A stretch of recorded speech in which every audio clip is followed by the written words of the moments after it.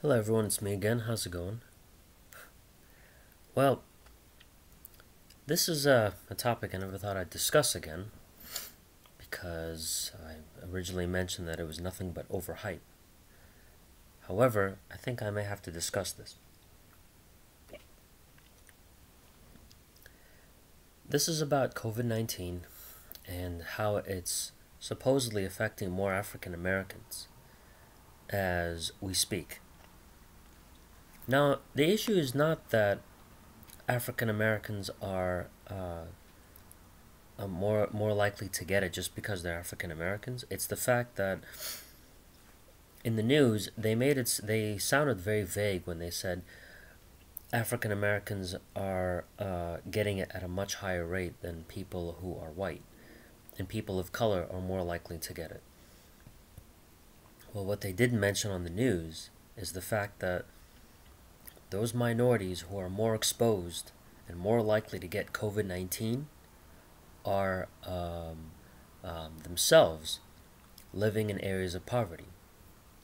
If you think about it, that's pretty much what it is. Because it has been statistically proven that when it comes to areas of poverty, kids who grow up in areas of poverty are more likely to have suffer from malnutrition, are more likely to have poor nutrition, and they're more likely to have health problems based on the environment they grow up in and lack of education, which also affects their nutritional awareness. And and also in areas of poverty, since those are poor areas, this is why you see fast food joints a lot. I mean, particularly McDonald's and Burger King everywhere you go in poor areas of poverty. So I find it a little bit weird how no one's actually mentioning that. And when it comes to areas of poor areas or places of poverty, they're more likely to be affected by diseases. I mean, they were more struck by diseases such as AIDS. They are also being more affected by COVID 19 as well. So I find it a little bit ironic how, once again, news outlets, particularly CNN or even NBC, they failed to mention this truth. That it's not because people of color are not being affected by COVID 19 because of their race. They're being affected because those are the ones who only live in areas of poverty. I mean, with lack of nutritional awareness and uh, lack of preparation for for taking care of yourself and your health, of course you're more likely to end up with diseases and other kinds of sicknesses. And that's just how it is. And this has been statistically proven. Everything that I have said already, and studies have already confirmed my claim.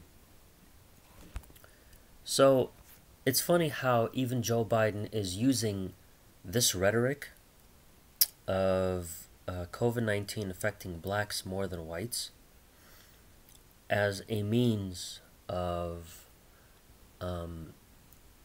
what's it called, boosting his presidential nomination or whatever, and giving himself a boost and getting more voters on his side. So I don't find that to be genuine on his part. I find it to be nothing more than exploitation of the victimhood of minorities. That's the only way I justify it. And I find this a little bit weird how, no one else is talking about that. It's more likely to be areas of poverty that are being affected by it. I think really that's what they mean. But that's not to say that this is the case with every person of color. Because, as I do recall, not every black person, not every Hispanic person lives in an area of poverty. What they actually do is some of them actually live in middle class, higher, upper middle class neighborhoods. Some of them live in higher class places. Like some black people are rich, not all of them are poor, and live in areas of poverty. Although it is very prevalent that many people of color, Dominican, Hispanic, and even African Americans, live in areas of poverty because they have been placed there in areas of poverty for such a long, long time.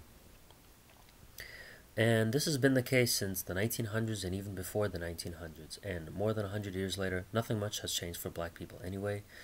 So, once again, this is more exploitation for minorities and exploiting their victimhood. And, quite frankly, I'm sick and tired of, how race or racism or racial discrimination has to be placed in every single scenario. Even in COVID-19, supposedly race plays a role. It's not a matter of race, it's a matter of environment. And when you're living in areas of poverty, you are more likely to be struck by diseases over there. I mean, AIDS actually affected areas of poverty, even in places like Harlem and Queens, more so than, Lower West Side, Lower East Side, New York City.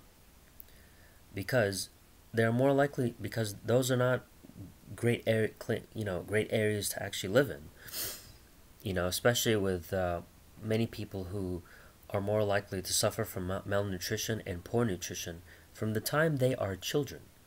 Need I remind you, time they are children. So that's pretty much how it is, and I find that a little bit weird to me how no one actually points that fact out. It's an area. You're pretty much saying that, oh, people of color are more likely to suffer than those who are white, but what you should be saying is,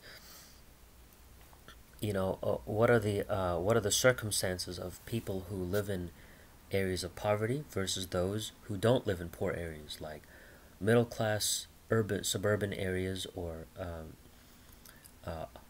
higher upper middle class suburban areas, where they live in the suburbs. So it's kind of a weird comparison here because you're talking about black and white, people of color versus people who are white, and it shouldn't have been broken down in this way. It should have been broken down and based on the areas and where people are living. But nobody wants to see things that way, of course, because everything is about race nowadays, and quite frankly, it is very pathetic. So people shouldn't look at it as black and white or Hispanic or colored or whatever it is. It should be a matter of areas of poverty versus areas where middle class and upper middle class people live.